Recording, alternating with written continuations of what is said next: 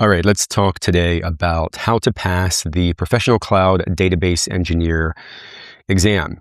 So I created a course for this a couple of months ago after I polled all of my email subscribers earlier this year or toward the end of last year in regards to which certification I should focus on next. And this was by far the most requested among all of the options. And it kind of makes sense to me because I think one of the most popular courses that I had put out previously was the Professional Data Engineer certification course. And so a lot of people who are data engineers or who take the data engineer course, they then become interested in the database engineer course. Now, that's not necessarily, what everyone should do. That's not necessarily what you should do. But it's kind of a natural way to augment your certification if you have the data engineer certification already, looking to the database engineer certification.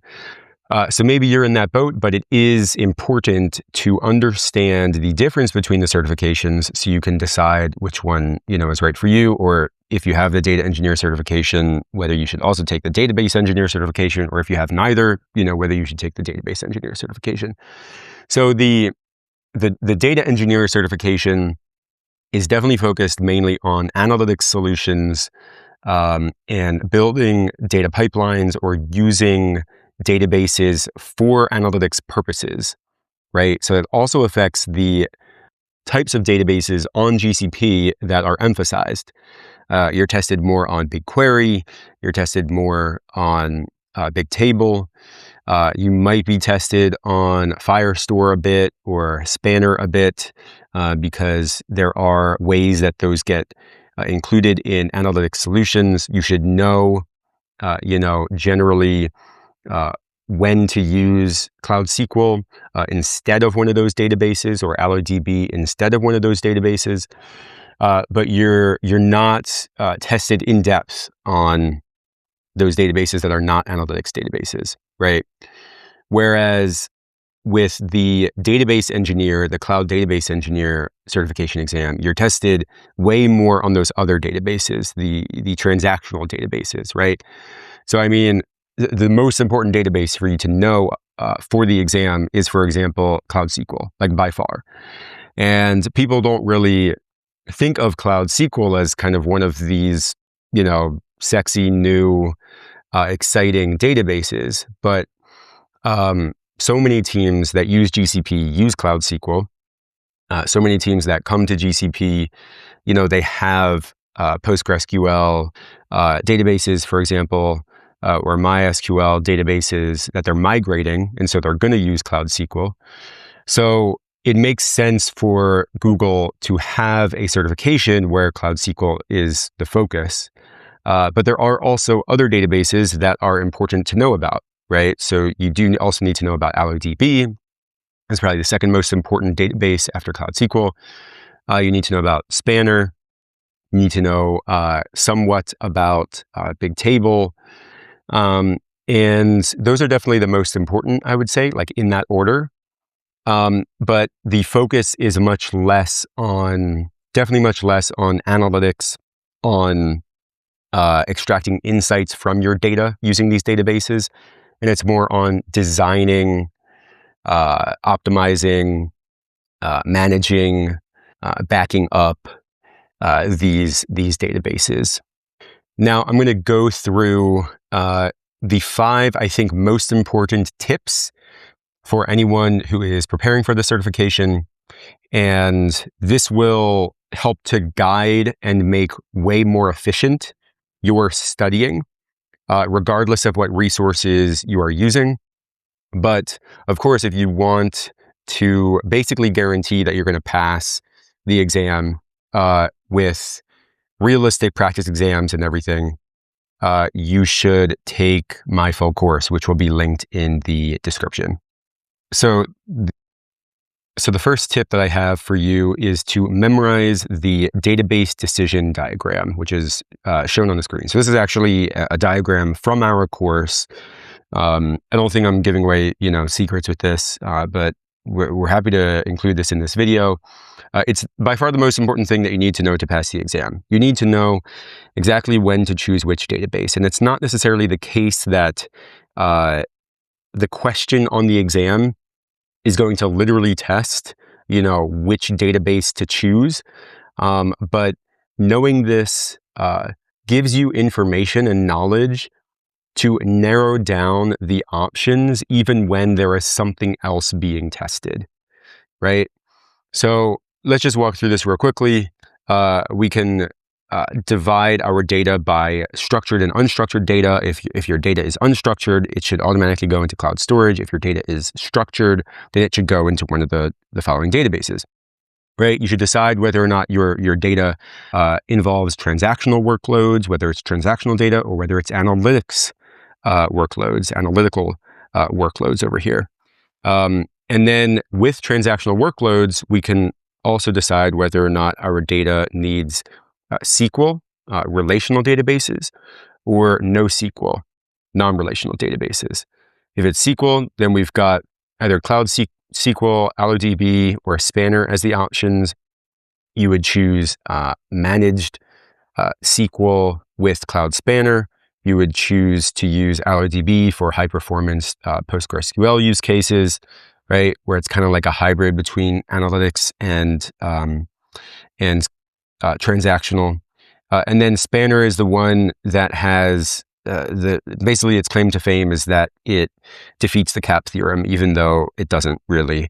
In practice, it feels like it defeats the CAP theorem. It's got global availability, scalability, and analytics as well.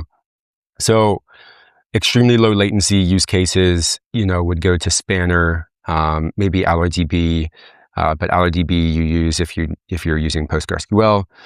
For just managed, SQL, for managed transactional use cases, you want Cloud SQL.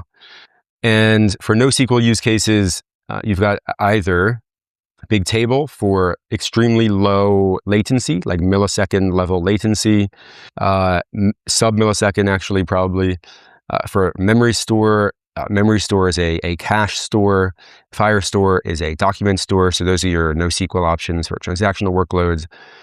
Under analytics workloads, you've got BigQuery if you have SQL needs, or Bigtable if you have NoSQL needs. Now, or non-relational needs. Now, notice that Bigtable is located in the analytical column and the transactional column, right? And that is on purpose. Bigtable kind of is a hybrid database. It's not good for all analytics use cases. It's good for like specific types of tables in shapes of data, like tall and narrow tables, such as time series use cases, right? That won't necessarily be tested in detail here, but I just want to explain why it's in both when you don't see that with any other database. All right, so memorize this for the exam, and this will get you pretty far. All right, now for tip number 2, I'm going to focus on the topics that are most important for you to know about in order to pass the exam. And even in the exam guide, they're not going to list them in this way. They're not going to get this specific. So although I'm not going to go into explaining everything in detail, this is still going to save you a lot of time and be really helpful for guiding your studying. So the first category of topics I would call replication and recovery for Cloud SQL specifically. You need to know when to choose high availability versus choosing read replicas versus choosing cross-region replicas, okay? You need to know about promotion versus managed switchover and when to use each of those. You need to know the difference between Enterprise and Enterprise Plus, which are the only two Cloud SQL editions, what that means in regards to the service level agreement, data cache, read pools, etc. You need to know about backups versus exports versus point-in-time recovery, when to use each of those. And you do need to know in detail read pools in Cloud SQL and what those are. Okay. Now you also need to know about migration use cases, not just for Cloud SQL. We're moving on from Cloud SQL to just this category of migration use cases. So migrating from, somewhere outside of GCP to GCP. You need to know about the database migration service. This is super important for the exam. It's Google's managed database to database migration tool. You need to know about continuous migrations versus one-time migrations, homogeneous migrations versus heterogeneous migrations. You need to know about conversion workspaces. This is a feature in the database migration service. You need to know how to troubleshoot the database migration service. So there are, different failure modes that you're going to be tested on. And you need to also know about when to use data stream versus the database migration service, right? So data stream captures changes into BigQuery or cloud storage only, whereas the database migration service, the destinations are Cloud SQL or AlloDB. In terms of networking, you do need to know some networking. You need to know about, so in regards to private connectivity, you need to know the difference between private service access versus private service connect. Private service access is the VPC peering into Google's network, and it's how a managed database gets a private IP. You need to know that for several questions.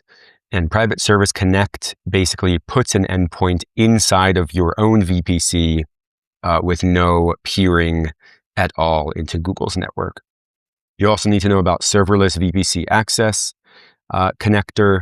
So this is essentially the bridge that allows for Cloud Run functions, or App Engine to reach a private IP inside of your VPC.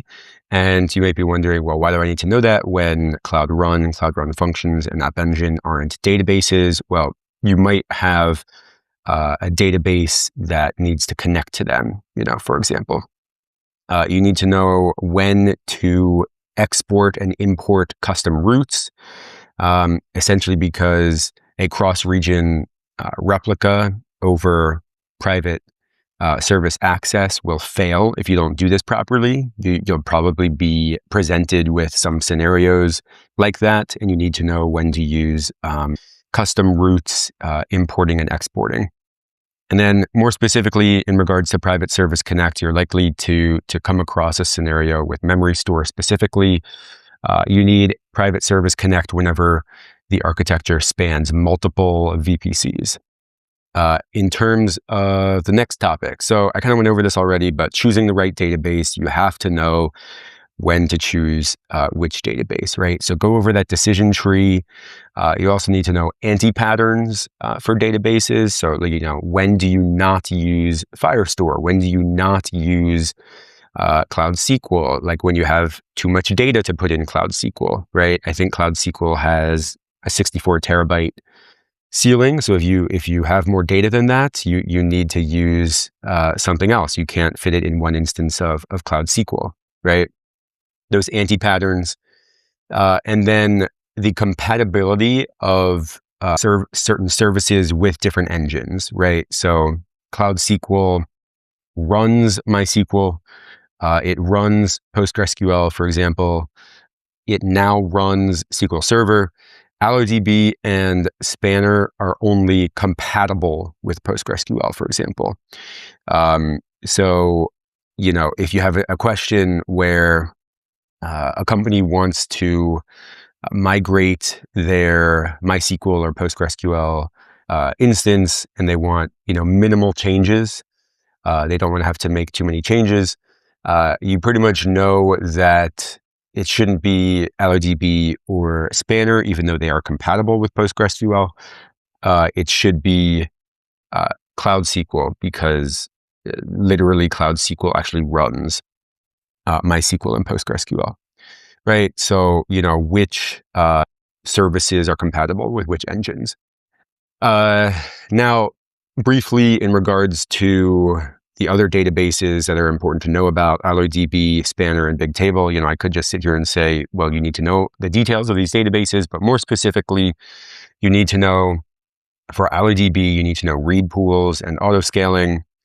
You need to know about continuous backup, which basically puts your RPO near 0. You need to know about columnar engine. This is basically analytics on live operational data. That's why I said that AlloDB kind of straddles this line between analytics and transactional use cases. You also need to know about when to use an IAM role versus an in-database grant. This is something that could show up on one of the questions on the exam. I go over that in the course in detail. In terms of spanner, you need to know how to calculate the number of nodes that you need based on the number of reads and writes per node. You need to understand leader-aware routing. It is on by default, and you need to disable it for write-heavy workloads. That's the shorthand there.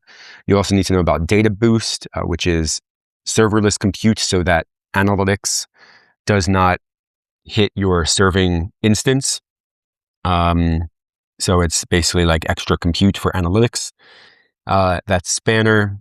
And this isn't necessarily everything you need to know for each of these, but it's the most important things, right? And then for big table, you need to know about row key design, what hotspots are and how to avoid them. That is actually something that is similar to what's on the data engineer exam. So there is some overlap, obviously. This is one of those topics. You need to know about app profiles and routing, single cluster versus multi-cluster. You use single cluster for locality and cost, multi-cluster for failover benefits. And you need to know the difference between scaling nodes and scaling storage, right? So nodes scale throughput, but they do not scale storage. And you might be tested on a scenario where you want to scale storage, and scaling the nodes is a distractor among the answer choices. All right, so you need to know also a few things in particular in regards to operations. You need to know the difference between query insights versus system insights. Query insights attributes load to specific SQL, right? And it traces it to application routes, whereas system insights is instance level. It's an instance level resource. This distinction between query insights and system insights applies to Index Advisor as well. Like which one, goes with Index Advisor. You're likely to be tested on that. Query Insights feeds Index Advisor, and Index Advisor recommends indices to fix the slow queries that it surfaces. So they're like related here, and understanding that helps you to also like either choose or eliminate system insights as one of the options as well. You need to know, and query insights versus system insights mainly applies to Cloud SQL and AlloDB. I don't think it applies to other services here. Both services have both of those tools, and they work the same way in each of them. You need to know, again, going along the lines of operations topics here, you need to know about deadlocks and lock contention. This is for Cloud SQL for PostgreSQL specifically. Basically, you could be presented with an error that says deadlock detected. PostgreSQL writes those into cloud logging automatically, but to catch them as they happen, you have to create a log-based metric on that error and attach an alerting policy is basically the idea there. So the deadlocks are logged automatically. You just have to attach an alerting policy to them. But then there are lock waits, which are not visible until you switch on a specific database flag. So you could be tested on that. This is what I mean when I say, it really gets into the details here. Key visualizer for big table, you need to know about that. That is arguably an operations thing. It helps to figure out where the hotspots are. It's basically a heat map of your row space. You need to know about log retention. This is kind of across many different GCP exams because cloud logging is ubiquitous among the certifications. So, ordinary logs are kept for 30 days. You can change that 1 day to 3,650 days, I think. Audit logs are kept for 400 days, and I believe they cannot be changed currently. So you need to know that. You need to know about log syncs. Again, this is something that applies to the data engineer exam too. So again, there is some overlap. Log syncs essentially like copy the logs to somewhere else as they arrive, right? So you can set up a log sync in BigQuery or Cloud Storage or PubSub. So you should know about that. And you can hook up your database logs specifically to one of those log syncs.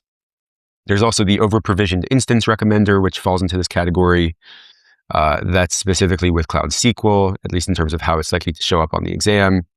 It does exist for other services as well.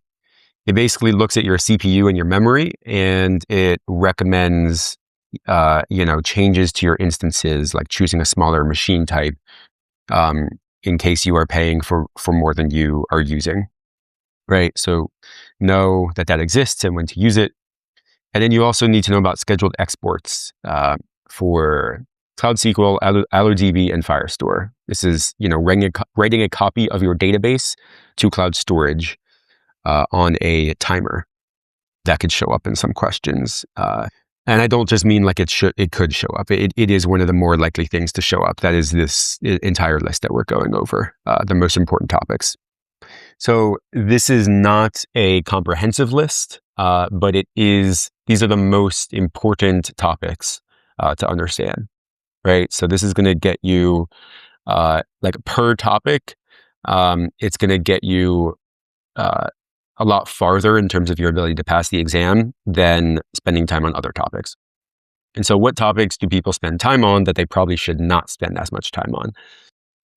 Cloud SQL clones are not likely to be the correct answer on the exam. Proxy SQL, PG Bouncer, those are topics that people spend time on, which they shouldn't spend too much time on. BigQuery ML, or BigQuery in general, to be honest, is not really tested much on the exam. This is tip number 3 that I'm going over.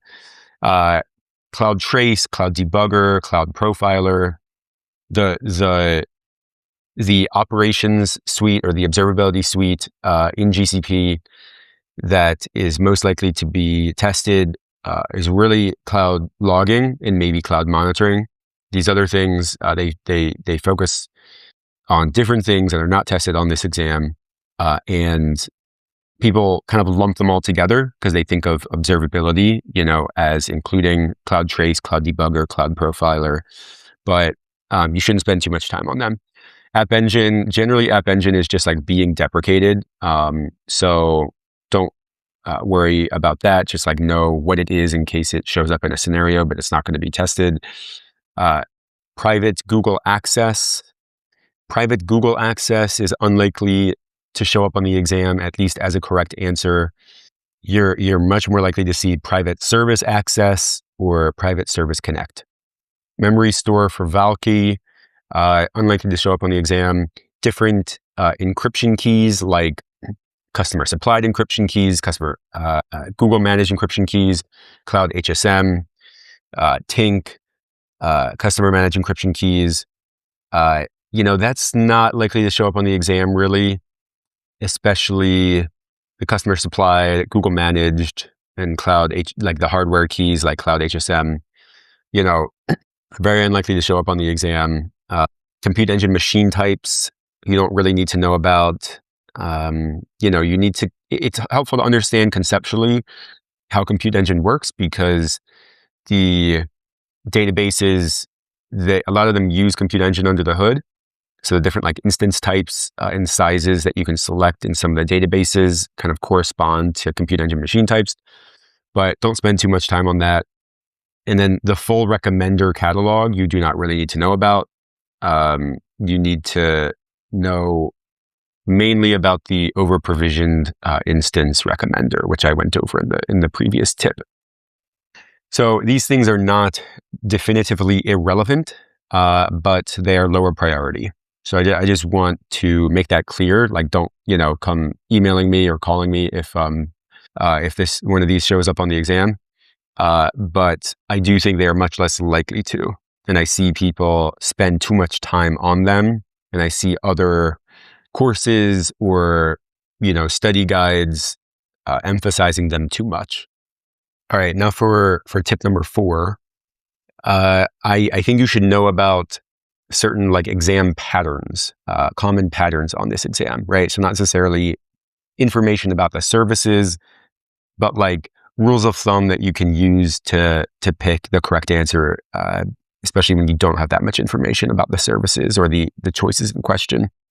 So the exam generally favors GCP services rather than custom scripts or cron jobs on Compute Engine, for example, or other like unmanaged approaches. Compute Engine is like the most bare metal infrastructure as a service approach, but generally the exam favors GCP services, managed services over these like customized approaches, right? Unmanaged approaches. Similarly, like this is going to be kind of a theme here.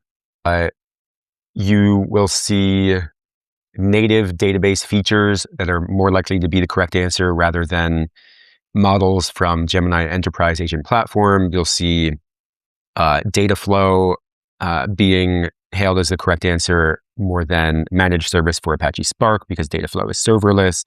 You'll see Cloud Run functions emphasized more than managed service for Airflow because like Airflow is really like a data engineering solution. It is not going to show up really in a database engineer certification exam. But Cloud Run functions, could as part of like a solution because they're very lightweight and very serverless. And also generally Cloud Run is preferred over App Engine. I mentioned earlier that App Engine is basically being deprecated. So Cloud Run is definitely going to be showing up more and more. The point here is that managed solutions on GCP generally beat self-managed if you have a question where one of the options is to keep things on-prem, for example, or to keep things at a lower level of abstraction. You should look at those answer choices with suspicion. Serverless generally beats unmanaged native database features, beat features that have like bolted on AI, although the AI, might be tempting to select because you might assume that Google is pushing AI, treat that with suspicion on the exam. And, similarly, often the correct answer is actually like to do less, right? This is sort of another way of saying choose serverless and managed solutions over unmanaged, but not all of the answer choices map onto that like spectrum or paradigm of serverless versus unmanaged. So I think if you get into Google's head a little bit, you'll see that we'll understand and realize that Google, they want people to understand that their services, their platform, saves you work that you would otherwise have to do if you were outside of GCP. So, don't over apply this rule, but in general, if there are answer choices, that you understand enough to know that one requires less work from you, and there's no contradiction in what the answer choice is actually describing, and you kind of have it between two. One requires more work, one requires less work. It's generally a good approach to choose the one that requires less work from you, as long as that is actually how the solution in the answer choice can be used. And then the last tip that I want to leave you with, and this is kind of like a timely tip this summer, is that you want to learn the old names of services as well, or at least be aware of them. So Google has this habit of changing the names of services very frequently. This actually creates a challenge for us at GCP Study Hub because our courses are up to date in terms of the information, but then Google will just like change the name of something. And then we feel like we have to, update the entire course or an entire section of a course just because Google changed the name of the service.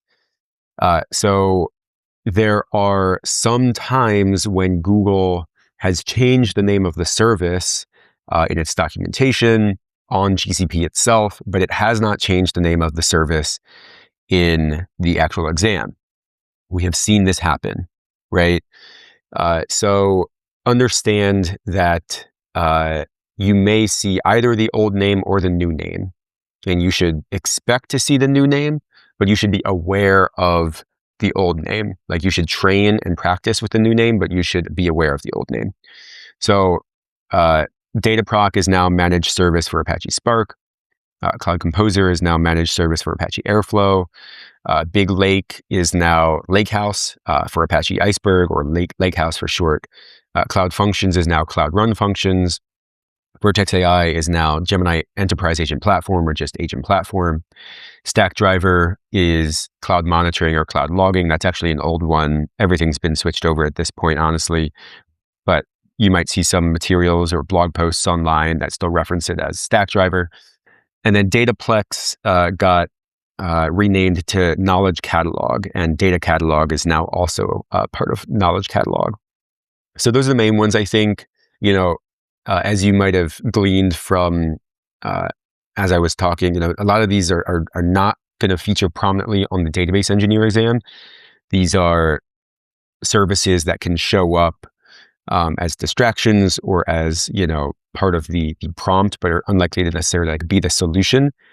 But I don't want you to get confused on the exam, right? The databases themselves, at least as far as I'm aware, have not changed names recently. But you should just learn the old names as well, because I see that trip people up sometimes when they're studying, and I do see Google sometimes lag behind their own naming changes in terms of what they put on the exams.